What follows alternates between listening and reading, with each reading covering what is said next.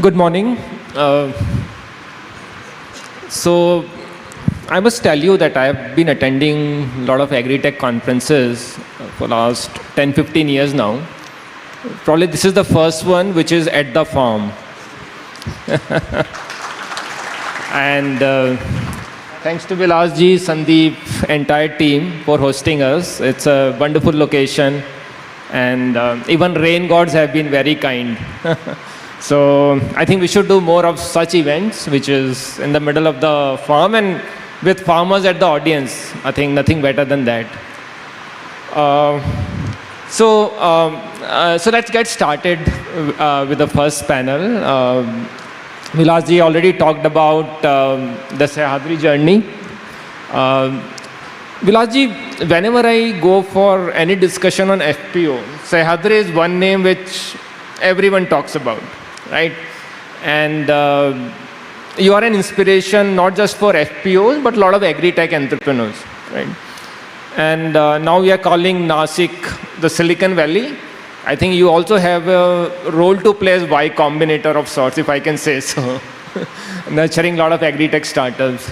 So first tell us what it takes to build a integrated value chain, of the scale of Sahyadri, where you mentioned you work with 25,000 farmers. How do you incentivize farmers at scale to work with you? Probably you have to hire best of the talent to work with you, to engage with farmers on the processing side, on the distribution side. And then you work with likes of levers and a lot of importers. So what are the core ingredients, to build something like this? I think we should give credit to the Nasik's overall, all this last 50 years overall ecosystem, which has actually helped Sahyadri to scale up to this point. Last 50 years, what happens in Nasik, that I think everybody needs to understand, because we are talking about all the agriculture related issues as a community, as a startup, since last, I think, 15 years. So all that entrepreneur mindset development or technology factor importance, digitalization, then startup, this thought, all has been, I think, developing last 15 years. But in Nasik, for the last 50 years, because of the grape related different initiative, where Maharashtra Rajya Draksha Bagadar Sangh is actually playing one important role since last so many years, to create a community of the grape farmer, to create a scientific thought within the grape community. So that is a one important factor, I think, in Nasik. Then another important factor, all the farmer movement, whatever the movements are happening now throughout the country, in north side, Punjab, the wheat farmers movement, or in the south, some Tamil Nadu farmers there, sugarcane movement. So if you see, all this movement is having seed in the Nasik.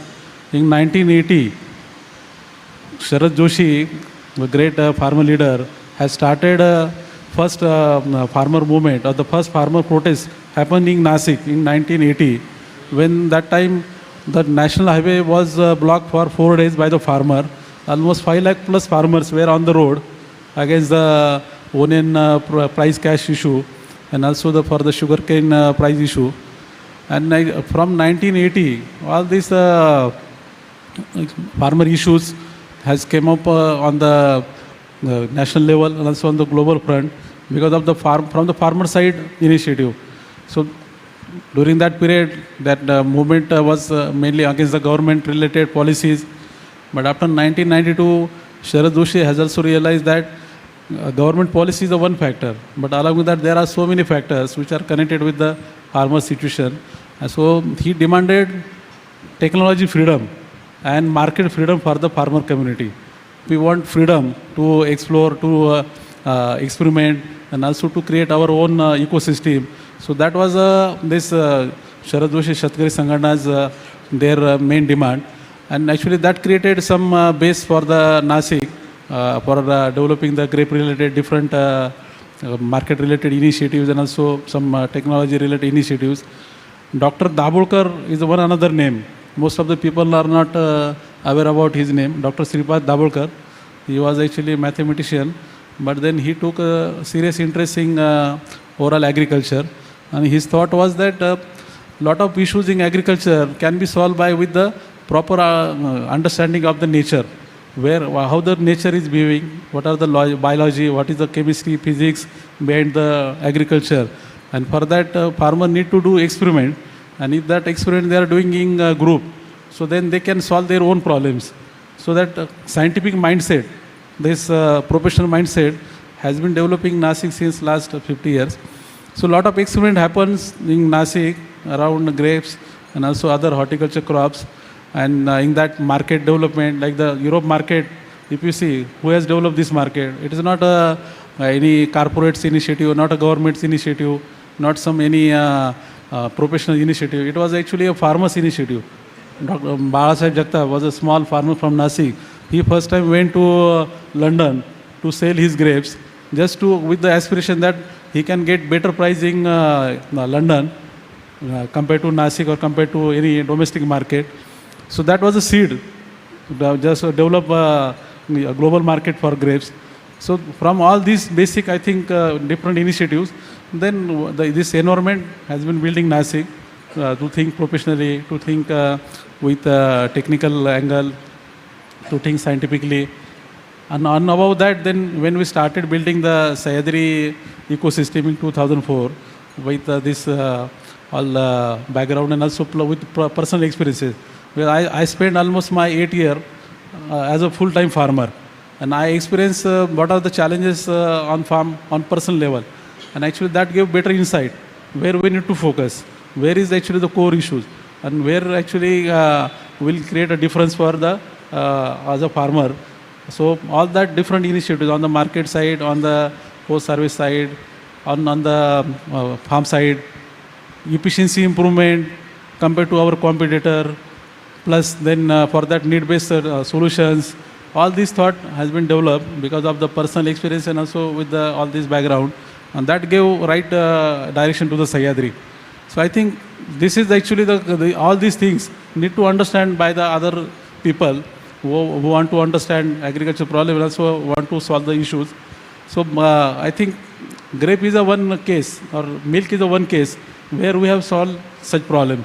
So if it is possible in milk, if it is possible in grapes, then I think in all the crops, similar this all thought or ecosystems are possible, and all are developed by the local people. It's not any external agency or multinational companies. They have solved these issues. So this thought need to rightly replicate throughout the country. No, that's great. I think the message is loud and clear. We need to bring communities, science, nature together, and we need to have problem-solving mindset, right? So the FPOs who are actually registered throughout the country, 50,000 plus FPO or 10,000 plus startups are now registered. But I think they are missing all this part. So Sahyadri is having this background, or Nasik is having this background. Whether same background, same experience they have, I think the difference is there. I think they also need to go through all these experiences, or they need to learn from others. And maybe they can have better journey within short period of time. But I think this is the core difference if you compare with Sahyadri and other APO. Right. No, that's great. I think that brings me to the question for Rahul. Rahul has been investing in the agribusiness sector for 15 years, or around that. We were together colleagues at Rabobank, and then he joined Rabo Private Equity, and now with Incofin, doing some fantastic investment across the value chain. So Rahul, my question to you, I think drawing what Vilasji said, first of all, it needs patience, especially with working with venture capital funds, you want returns in 5 years, 7 years, and things like that. So as an investor, how do you look at investing in such value chains? Typically, how long does it take for businesses to mature, deliver good returns to investors?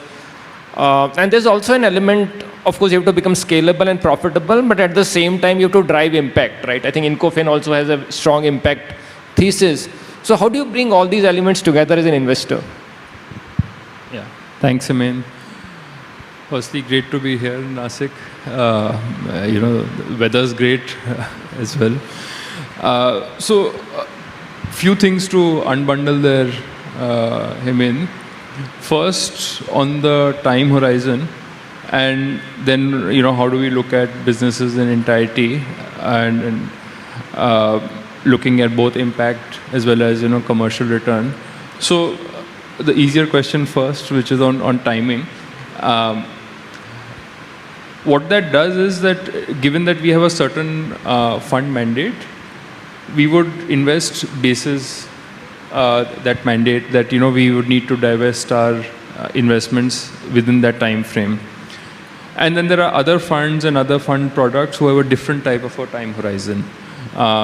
There might be earlier stage funds investing more in technology, more primary R&D.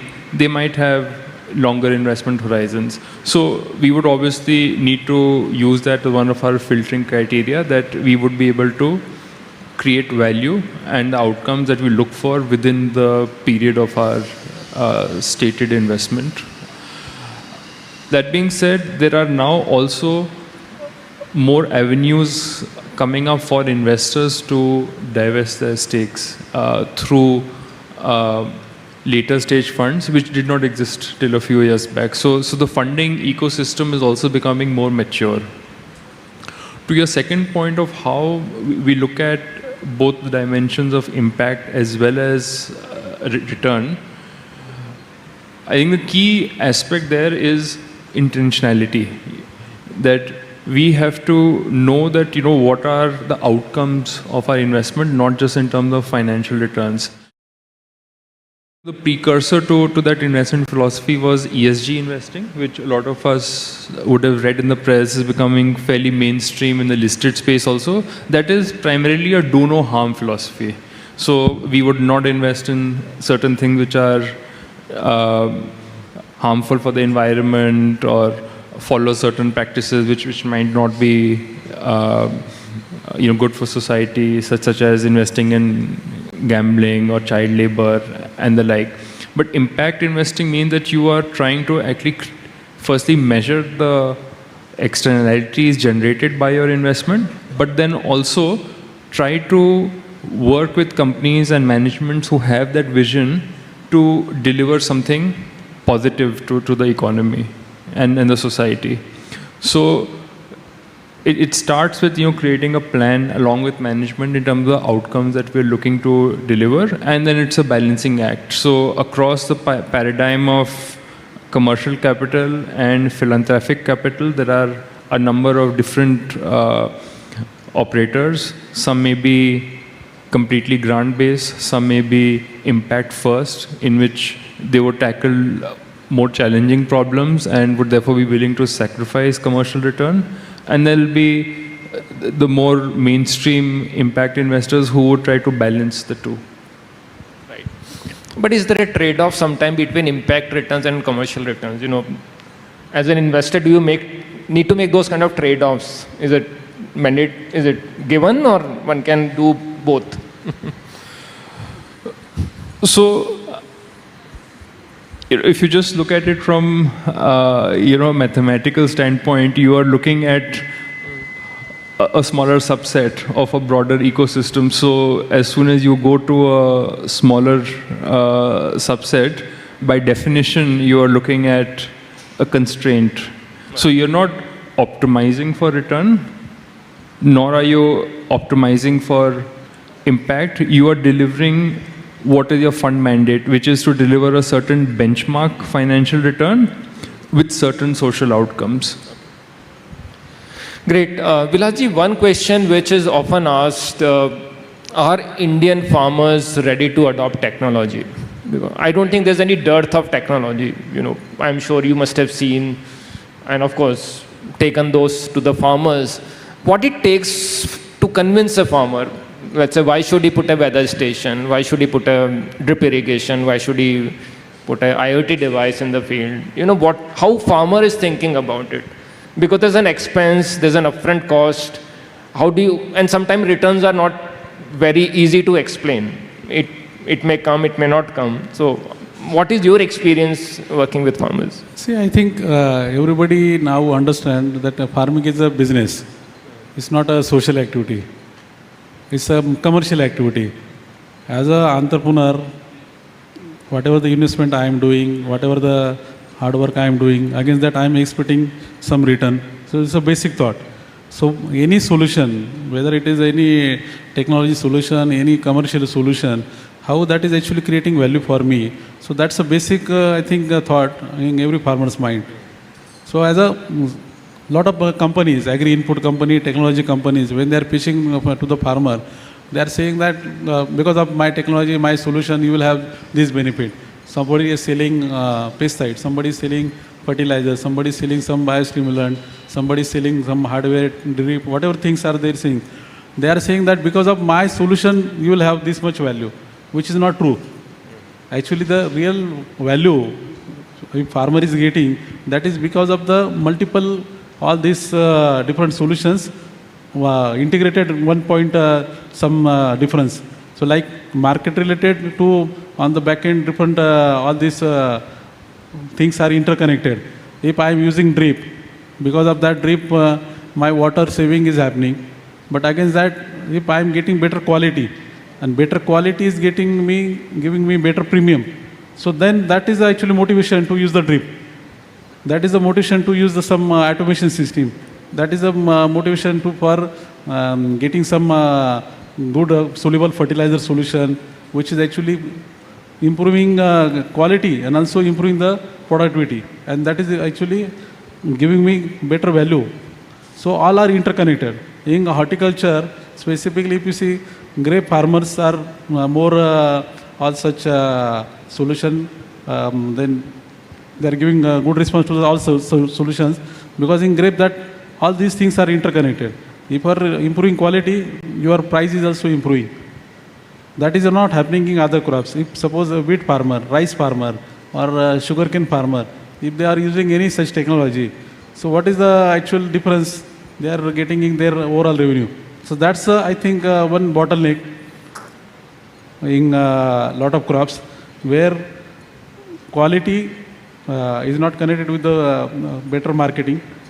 So motivation to improve quality, that is not there. Most of the people are talking only about the productivity improvement. But surplus production means then market crash situation. So that type of situations are in most of the crops.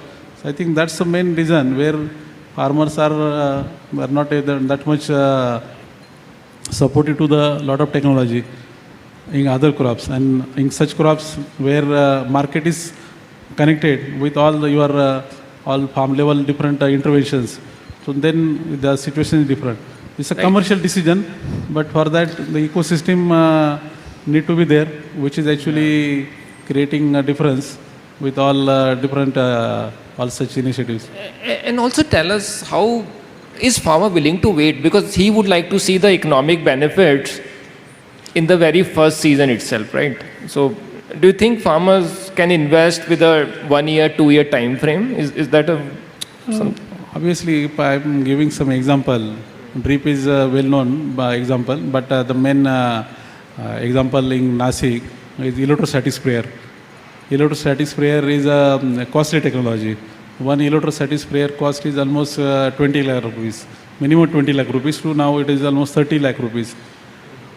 In Nasik, electrostatic sprayer use has started in 2012 just to replace the labor, because in grapes, labor operation for some specific thing like the berry thinning, or then the bunch dipping for some hormones application, all are labor intensive job. Labor availability is now issue, and plus then quality of that labor work, that's the issue. So electrostatic sprayers has introduced in Nasik, I think in 2011 first. The first sprayer came in 2011 without any government grant, without any incentive. But then once that technology shown that it's actually proven technology, better result plus cost saving. After that, then within last 10 years period, almost I think 200 plus sprayers are there. So I think almost 50 crore plus 50, or more than 50 crore, 200 crore I think, has been spent on the insecticide sprayer from the farmer pocket. It's not any startups initiative or government's initiative. There are a lot of such different solutions around grape farming, which has been deployed in last so many years. In grapes, only in Nasik, 8,000 crore rupees are invested on the farm side different solutions. And in that 8,000 crore, hardly 5% is government grant or maybe some other outside agencies investment. All this investment is done by farmer. So why this investment is done? Because they are also actually getting the response from the market. Against that investment, the returns are there. So it's all interlinked. Yeah. So I think technology and capital coming in agriculture is all interlinked with that farm's performance and farmers' economies. Rahul, so taking forward this question, as an investor, how important is technology, in a sector like agriculture, right? So in terms of your hierarchy of evaluation across multiple parameters, where does tech stand? Let's say if you're investing a $10 million check, is there a number that you believe should go into tech or tech-enabled solutions? So let me give the unpopular answer, maybe not the politically incorrect answer. Technology is not that important, actually. See, unless you're in a core R&D function in which your product is technology. Technology, I think for most people in the audience here, is actually a means to an end. Right? And normally also when we're speaking about technology, especially in agri-tech conferences, I think it's a bit of a misnomer. We're talking about digital technologies, IT technologies. There are various other types of technologies which may be relevant. And all of that comes to bear is that how does it have an impact on your business model? What moat does it create around your business? What sophistication it creates around your business? So there could be process technology, there could be biotechnology in addition to digital, but there are other things which also may attract investors to a certain business. For example, there may be a certain IP in the business. There may be an old brand which can be leveraged to do a number of things. There may be a geographical indicator advantage that, let's say you're doing basmati rice. There is no great technology to basmati rice, but commercially it has been a huge success. It's one of the largest exported items out of India in the agri sector. And you see a number of listed players, the several multi-billion-dollar companies which have come out of that. It's largely because there's a certain GI protection that they have. So that makes it investable. And the last element, which actually one could say a lot of Indian companies deliver, is a labor productivity arbitrage, especially for export-oriented plays. For example, you could look at gherkins exported out of India. A key reason why it is feasible out of India, gherkins are largely grown in Europe and US, but they are mechanically harvested, so it's one-time harvest, and that's the only output you're going to get. India, manual picking is possible, which means you can do it multiple times, which increases the output, and it makes it much more competitive to export out of India. So these are all avenues which create a moat around your business, and from the life stage of companies that at least I look at, technology is just one of those factors. Right. No, thanks for giving an unpopular answer. Had I been in an agri-tech conference, it could have been a very different answer. I'm saying that because you run a lot of those conferences, so I wouldn't have said that there. Yeah, no, thanks. Thanks for being very honest about it. A message to entrepreneurs, technology is a means to an end, right? It's not the end. That's great. Vilasji, another important thing, because you are at an intersection of an FPO and a tech company in some ways, how do we empower farmers? FPO by definition is farmer producer organization. I think if we have to improve farmer incomes, I believe farmer has to move from producer to processor, to a distributor, maybe a marketeer.